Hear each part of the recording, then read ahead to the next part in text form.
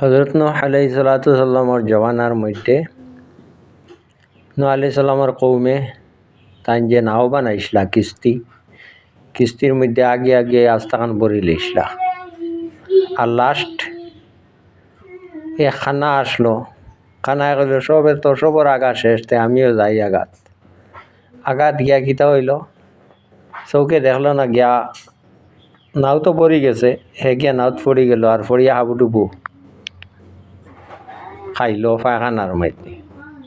পায়খানাত পড়লো, পড়ে আত্রি উত্রি পায়খানা থেকে উঠিল, উঠার পরে তার চোখটা ভালো হয়ে গেল। চোখ যখন সুস্থ হয়ে গেল, ভালো হয়ে গেল, বাড়ি যাওয়ার পরে রাস্তাঘাটে মানুষে ভাইয়া জিকাইলে কি রে বা তুই আন্দা মানুষ, তোর চোখ কিলা ভালো পেল? আমি তোমরা লাখান আঘাত গেলাম নূহ আলাইহিসসালামের নৌকার মধ্যে, আর পায়খানা করাত গিয়ে আমি পড়ে গেলাম পায়খানার মাঝে, আর পায়খানা থেকে আত্রি উত্রি উঠিয়া দেখি আমার চোখ ভালো হয়ে গেছে। ও তারপরে তাকিয়া এই নাওখান যতই আগেছিলা সারায় এই নাওখানোর পায়খানা মশা বান্ধি আনিয়া নাওখান পরিষ্কার করছে।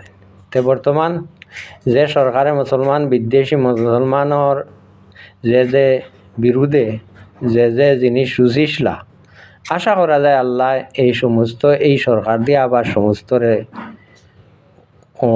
ধ্বংস করাইবা জানি। এটা আল্লাহ, এটা সে ভগবান নাই, কোনো ভগবানে কামায় না আল্লাহর উপরে। গতিকে আল্লাহ যার গর্দনার ধরে তারে গর্দনার ধরিয়া তারে নিচু করতে, চড়কর খান্দাত নিতে সময় মরে না, ফুটপাতও নিতে আল্লাহ সময় মরে না। সাধারণ গরিব ভোটারের কারণে, গরিব ভোটারের কারণে আজকু অত বড় রাজা, অত বড় ভগবান, ভারতের ভগবান হইয়া সাজিয়া বইসলা তাই নাচকু তেড়ে ডাকিতরা। আর চন্দ্রবাবু নাইডুয়ে বা নীতিশ কুমার বাবুয়ে কেরকেট ডাকাইতরা এই সময় অহংকারী থাকে না। গতিকে সব মানুষ, মাটির মানুষ অহংকারী করতে নাই। আর মানুষ সারা আল্লাহর বন্ধা, হিন্দু মুসলিম বৌদ্ধ খ্রিস্টান সব আল্লাহর বন্ধা। তান দুনিয়াত দিছেন খাইতা ঘুরতা চলতা ফিরতা তান কাম করতা। তোমার দুনিয়া নাই, তোমার দেশ নাই, তোমার মাটি নাই, তোমার গাছ নাই, তোমার কোনটা নাই। তোমার যখন তুমি বানানিত লাগি যাবে তখন তোমার গর্দনাত ধরি লিব। ও ধরছে মোদীজির গর্দনাত।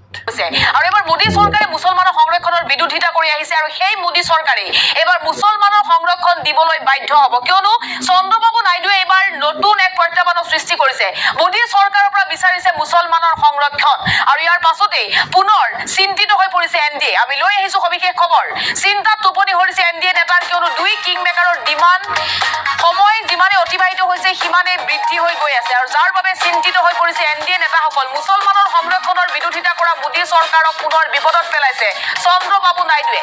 চন্দ্ৰবাবু নাইডু যিহেতু এনডিএৰ বাবে এক গুৰুত্বপূৰ্ণ নেতা হিচাপে বিবেচিত হৈছে। টিডিপিৰ সমৰ্থন এনডিএ পাবলৈ হলে দিব লাগিব মুছলমানৰ সংৰক্ষণ, আৰু দাবী বৃদ্ধি হৈ গৈ আছে দুই কিং মেকাৰৰ। পুনৰ নতুন বিপদত পৰিছে মোদী।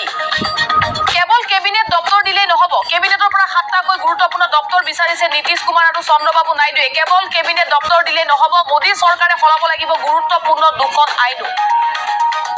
আৰু মোদীৰ সন্মুখত পুনৰ নতুন প্ৰত্যাহ্বান আহিছে। নতুন প্ৰত্যাহ্বান চৰকাৰ গঠনৰ পূৰ্বে এনডিএ সন্মুখীন হ'বলগীয়া হৈছে। চৰকাৰ গঠন কৰিলে দেশত আনিব নোৱাৰিব ইউচিচিৰো বিৰোধিতা কৰিছে জেডিইউ আৰু টিডিপিয়ে। মুছলমানক দিব লাগিব 4% সংৰক্ষণ, আৰু নতুন প্ৰত্যাহ্বান মুছলমানক সংৰক্ষণ দিব লাগিব। মুছলমানৰ সংৰক্ষণ মোদী চৰকাৰে বিৰোধিতা কৰি আহিছিল, আৰু তেওঁলোকৰ নিৰ্বাচনী প্ৰতিশ্ৰুতিও আছিল। নিৰ্বাচনী প্ৰতিশ্ৰুতি পূৰণ কৰিবলৈ হলে বিপদত পৰিব মোদী চৰকাৰ। এক দেশ এক নিৰ্বাচনৰ বিৰোধিতা কৰিছে। কিমান দিন চলিব এই মিত্ৰজোঁটৰ চৰকাৰ, তাক লৈ প্ৰশ্ন উত্থাপন হৈছে, প্ৰশ্নবোধকৰ সৃষ্টি হৈছে। চন্দ্ৰবাবু নাইডু আৰু নীতিশ কুমাৰ দুয়োজনৰে নীতি নৰেন্দ্ৰ মোদীৰ পৰিপন্থী, আৰু যদিহে এনডিএৰ সৈতে চৰকাৰ গঠন হয় তেতিয়াহ'লে কি হ'ব? মোদীৰ মুছলমান বিদ্ৰোহৰ বিপৰীতে দুই নেতাৰ ৰাজনীতিত মুছলমানসকলৰ বিশেষ স্থান আছে, আৰু চন্দ্ৰবাবু নাইডুৱে মুছলমানৰ সংৰক্ষণ বিচৰাৰ পাছতে বিপদত পৰিছে এনডিএ। চিন্তিত হৈ পৰিছে এনডিএ। পুনৰ নতুন প্ৰত্যাহ্বানৰ সন্মুখীন হৈছে এনডিএ, আৰু যাৰ বাবে চিন্তাত টোপনি ধৰিছে এনডিএৰ নেতাৰ। মুছলমান সংৰক্ষণৰ এইবাৰ দাবী জনাইছে চন্দ্ৰবাবু নাইডুৱে। 4% মুছলমান সংৰক্ষণ দিব লাগিব মোদী চৰকাৰে। মোদী চৰকাৰে যিহেতু মুছলমানৰ সংৰক্ষণ বিৰোধিতা কৰি আহিছিল, তেওঁলোকৰ নিৰ্বাচনী প্ৰতিশ্ৰুতিও আছিল যে মুছলমান সংৰক্ষণ নাথাকিব, লাগিব নিৰ্বাচনী প্ৰতিশ্ৰুতি আছিল বিজেপিৰ কিন্তু যদিহে টিডিপিৰ সৈতে সমৰ্থন তেওঁলোকে পাবলৈ হয় বা চন্দ্ৰবাবু নাইডুৰ যদি সমৰ্থন লৈ চৰকাৰ গঠন কৰিবলৈ হয় তেতিয়াহ'লে চন্দ্ৰবাবু নাইডুৰ দাবী মানি চলিব লাগিব অন্যথা ইউ টাৰ্ণ ল'ব পাৰে চন্দ্ৰবাবু নাইডু এইবাৰ চন্দ্ৰবাবু নাইডুৰ নতুন ডিমাণ্ড 4% মুছলমানৰ সংৰক্ষণ আৰু মোদী চৰকাৰ অৰ্থাৎ বিজেপিৰ পৰা এনডিএ চৰকাৰৰ পৰা 4% সংৰক্ষণ বিচাৰিছে চন্দ্ৰবাবু নাইডুৱে তাৰ পাছতে চিন্তিত হৈ পৰিছে এনডিএ ইখনৰ পাছত আনখনকৈ বৈঠকত মিলিত হৈছে এনডিএ যিহেতু মোদীৰ সন্মুখত ইয়াত নতুন বিপদ 4% মুছলমানৰ সংৰক্ষণ দিব লাগিব এনডিএ তেতিয়াহে চৰকাৰ গঠন কৰিব পাৰিব আৰু 7টাকৈ যেহেতু গুৰুত্বপূৰ্ণ দপ্তৰ বিচাৰিছে এনডিএ ইয়াৰ পাছতেই চিন্তিত হৈ পৰিছে এনডিএ চিন্তা টোপনি কৰিছে এনডিএ নেতাসকলৰ কিয়নো যিমানে সময় গৈছে 9 জুন তাৰিখে এবাৰ শপত গ্ৰহণৰ দিন সলনি কৰি 9 জুন তাৰিখে শপত গ্ৰহণ লোৱাৰ সম্ভাৱনা আছে প্ৰধানমন্ত্ৰী হিচাপে মোদীয়ে আৰু শপত গ্ৰহণৰ পূৰ্বে এয়া নতুন প্ৰত্যাহ্বান কেৱল কেবিনেটৰ গুৰুত্বপূৰ্ণ 7টা দপ্তৰেই নহয় এবাৰ নতুন প্ৰত্যাহ্বানৰ সন্মুখীন হৈছে মোদী